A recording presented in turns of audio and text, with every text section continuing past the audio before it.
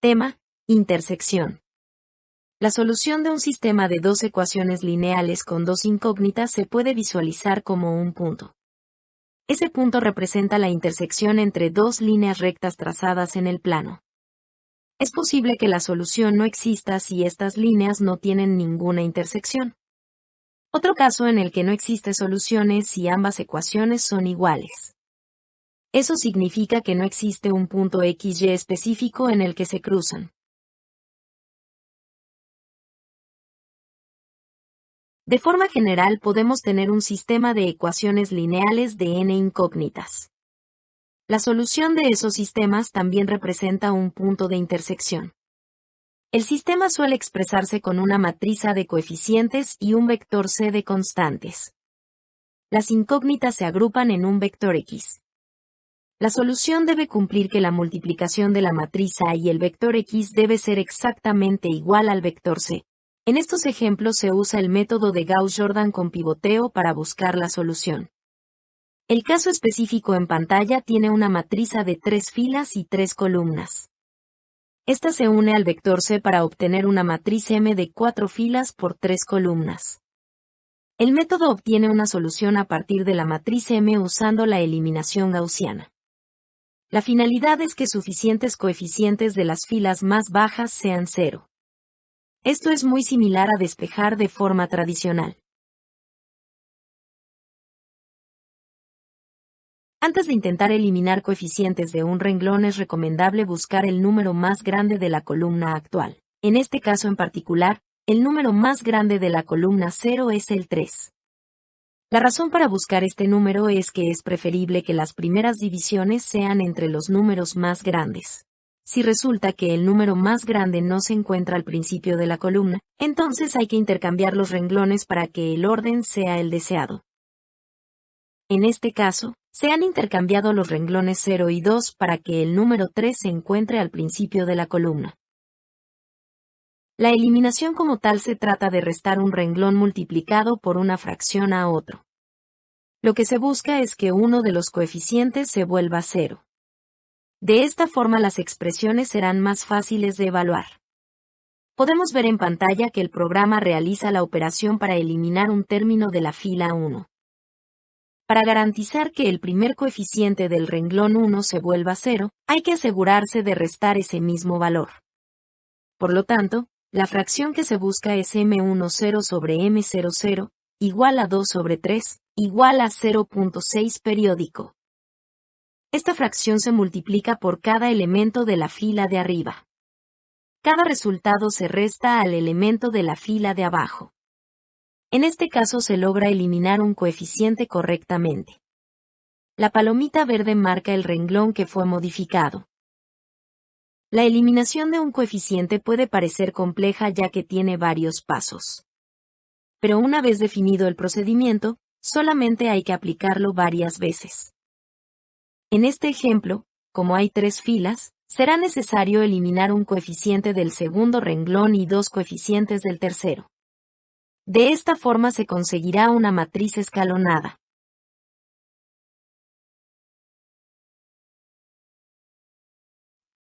Una vez que se han eliminado los coeficientes necesarios, debería ser posible despejar una de las incógnitas usando el último renglón. En este caso se obtiene que x2 multiplicado por 0.9 periódico es igual a 0.9 periódico. Usando un despeje algebraico simple se encuentra que el valor es igual a 1. Recordemos que x2 solamente es una parte de la solución y no la solución completa. Es importante notar que una vez que se ha obtenido el valor de una incógnita, será posible obtener las siguientes. Este es un efecto en cascada por la estructura del problema. El código fuente del ejemplo se inspecciona a continuación. La línea 9 indica que en el momento en que se abra el documento se ejecuta un procedimiento de inicio. En la línea 11 se observa que hay una entrada de tipo numérico que nos permitirá cambiar el valor n. Recordemos que ese valor es el número de incógnitas y ecuaciones en el sistema. Esta misma línea indica que al detectar un cambio en n se dispara un procedimiento para atenderlo. Se han definido 4 espacios importantes que nos ayudarán a mostrar al usuario la solución. así como los pasos para llegar a esta. Las líneas 13, 14 y 15 definen secciones del documento. La primera servirá para mostrar mensajes de error. La segunda servirá para mostrar las ecuaciones lineales del sistema en forma matricial. La tercera será donde se muestra la solución.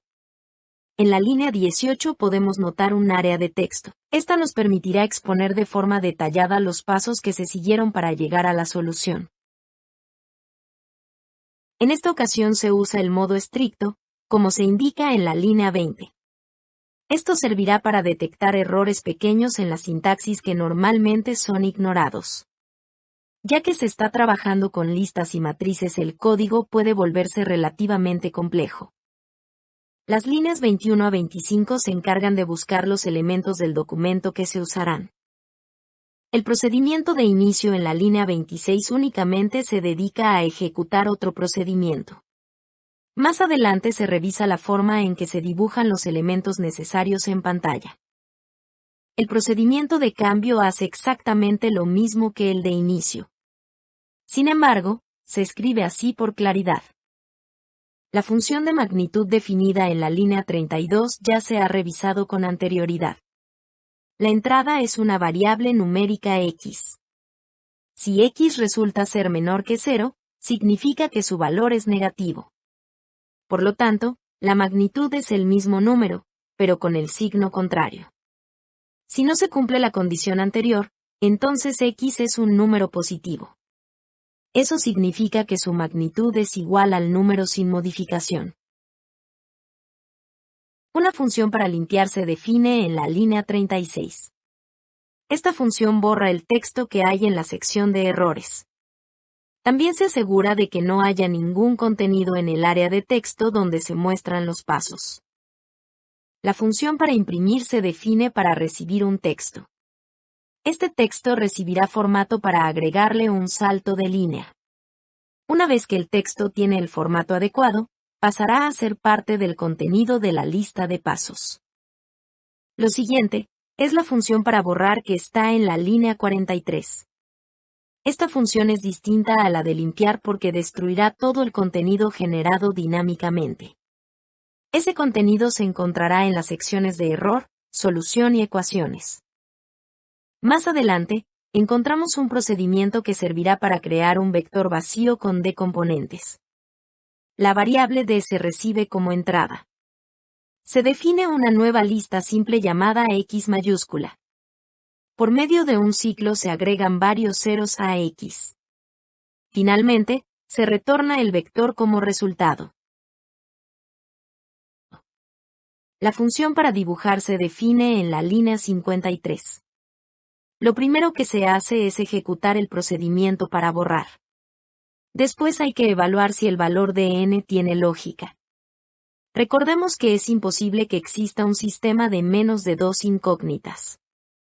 Si se detecta que se ha introducido el dato incorrectamente, se muestra un mensaje de error. Si el valor es mayor a 2, entonces se procede a agregar los elementos de captura necesarios al documento. Por ejemplo, si n es igual a 3, serán necesarios 3 espacios donde imprimir los elementos del vector solución x. Además, también serán necesarias 3 ecuaciones completas, cada una con 3 coeficientes y una constante adicional. La función solución se encargará de agregar un espacio para imprimir el valor de una componente de x. Asimismo, la función ecuación dibuja los elementos necesarios para que se introduzcan los valores necesarios. Volviendo a la visualización del documento. Podemos ver que, al incrementar el valor de n, se incrementa también el número de incógnitas. También incrementa el número de renglones de la matriz M. La función solución se encarga de dibujar cada una de estas entradas numéricas deshabilitadas. De forma análoga, la función ecuación se encarga de dibujar un renglón completo de la matriz M. Esto incluye el texto que se visualiza y las entradas numéricas. Una vez que se ha terminado de dibujar los elementos necesarios para el ingreso de datos, se pasa a usar otro procedimiento para buscar la intersección. Antes de revisar la búsqueda de la intersección se revisa a detalle las funciones para agregar soluciones y ecuaciones. La función para agregar una solución al documento se define en la línea 72. Se recibe como entrada un índice. Se crea un nuevo elemento del documento para la entrada de texto. Se especifican varios atributos de este nuevo elemento. El valor inicial que tendrá el elemento será 1. Por defecto se encuentra deshabilitado porque se usa para mostrar un resultado, no para capturar datos de entrada. Se le asigna un identificador. Este identificador será la letra X seguido del índice actual. Recordemos que ese índice va variando desde 0 hasta el último entero menor a n. También se aclara que el contenido es de tipo numérico. En este punto ya se ha definido lo necesario respecto a la entrada numérica. Para ayudarle al usuario a entender lo que está leyendo agregaremos un texto que precede al elemento. Se muestra la letra X estilizada para mostrar énfasis, como suele verse en libros especializados. El subíndice también será estilizado siguiendo la notación matemática común. Finalmente, se agrega un signo de igualdad y se procede a agregar el elemento creado. La función para agregar una ecuación al documento se define en la línea 85. Se recibe como entrada un índice. Se almacena el valor capturado para n en una nueva variable n mayúscula. Se define una matriz inicial que se muestra por defecto cuando el usuario no ha capturado nada. Hay que observar que esta matriz es en realidad una lista de listas. Es decir, cada elemento es en realidad un renglón de la matriz. A su vez, cada renglón tiene elementos que sí son números. Lo siguiente es definir un ciclo que se repetirá n veces más 1. Se define un segundo índice que sirve como contador del ciclo. Por cada uno de los elementos que se crean a continuación, se define que el valor por defecto es 1. Sin embargo, si el renglón y casilla con los que se está lidiando en este momento existen en la matriz inicial, se usa el valor definido anteriormente. Se procede a crear el elemento de entrada de texto. Se le da su valor. Se le asigna un identificador compuesto por 3 caracteres, la letra M, el primer subíndice que indica el renglón, y el segundo subíndice que indica la columna. Continuamos indicando que la entrada es de tipo numérico. Además, se ordena que cualquier cambio en estos valores dispare el procedimiento de intersección. De manera genérica se imprime la letra A estilizada seguida de los subíndices estilizados. Si en este momento el índice de la columna es el último, cambiamos el texto por una letra C estilizada seguida del subíndice correspondiente. Después de que termina el ciclo ya se ha dibujado todo lo necesario para representar una ecuación del sistema, o, dicho de otra forma, un renglón de la matriz M. Lo último que hay que hacer antes de terminar el procedimiento es dar un salto de línea para acomodar correctamente los elementos en pantalla. La función para buscar la intersección, definida en la línea 65, comienza ejecutando el procedimiento de limpieza. Se obtiene el valor n en una variable n mayúscula. Se obtiene el vector solución X que debe tener n componentes. Se lee la matriz M que fue introducida por el usuario. Y finalmente, se hace una llamada a la función que se encarga de resolver el sistema enviando como entradas n, x y m. El procedimiento usado para leer la matriz M se define en la línea 116. Se empieza por definir M como una lista. También se lee el valor n para usarlo más adelante de forma práctica. Se imprime un mensaje en el que se indica que se inicia la lectura. Se imprime un segundo mensaje para indicar que se imprimirá la matriz a continuación. Se inicia un ciclo con índice que varía entre 0 y el entero más grande menor a n. En cada iteración se agrega un nuevo renglón a la matriz M. Se procede a usar otra función que se encarga de la lectura de ese renglón en particular. Una vez terminado el ciclo, se imprime un renglón vacío y da la matriz M como resultado. El método que se usa para leer un renglón de la matriz M se define en la línea 128. Se recibe como entrada un índice que indica el renglón que se va a leer. Comenzamos por definir el renglón R como una lista vacía. Más adelante, se ejecuta un ciclo que se repetirá varias veces dependiendo del número de columnas. En cada iteración se define el identificador que se va a usar para leer un elemento del documento. El identificador será la letra M seguido de los dos índices, el del renglón y el de la columna. Se obtiene el elemento MIJ correspondiente buscando en el documento. Una vez ubicado, se interpreta su valor como un número y se agrega al renglón. Una vez que termina el ciclo, el renglón se ha leído por completo. Se procede a convertir la lista de números en un texto para poder imprimirlo. Finalmente, se retorna el renglón R como resultado. El método que se usa para resolver todo el sistema se define en la línea 250. Se recibe como entrada la matriz M, el vector X donde se guardará la solución, y N. Comenzamos asumiendo que es posible encontrar una solución.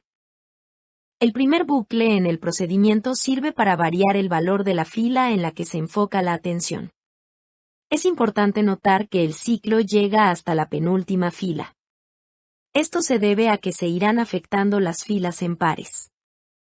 Dado que se busca obtener una matriz escalonada, la columna sobre la que se está trabajando siempre es igual a la fila. Esto es porque se asume que los coeficientes de las columnas anteriores ya deberían ser ceros para el momento. Lo primero que se hace en cada iteración es buscar la posición del valor más grande que hay en la columna de interés. Una vez ubicado ese valor, se revisa si éste se encuentra en el renglón de interés. En caso de que la matriz no esté ordenada como se desea, se intercambian dos renglones. Hay que notar que este intercambio de renglones no afecta la lógica del sistema. Podemos verlo como cambiar el orden de las ecuaciones. Se inicia un segundo ciclo. Este irá variando la segunda fila de interés comenzando por la fila siguiente a la fila 1, y terminando en la última fila. Por cada fila o renglón que haya debajo de la fila principal actual, se realiza el procedimiento de eliminación gaussiana. Si todo sale bien, al final de la eliminación habrá un nuevo coeficiente 0 al principio del renglón 2. Sin embargo, es posible que se detecte un problema y haya que detener todo el procedimiento.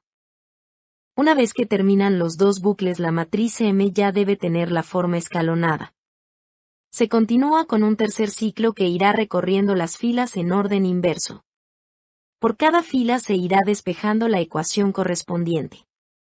Recordemos que para el momento en que se resuelve una nueva ecuación ya se ha encontrado una de las incógnitas. Por eso es importante comenzar por el renglón de abajo, que tiene menos incógnitas.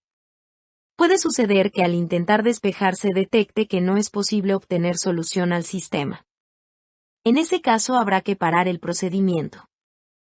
Si todo lo anterior sale bien, se determina que se ha encontrado la solución al sistema y se imprime un mensaje que lo indica. El procedimiento para buscar la posición del número más grande en cierta columna se define en la línea 140. Recibe como entradas la matriz M, el número n, y la columna en la que se debe buscar. Comenzamos por asumir que el valor más grande encontrado hasta el momento es 0.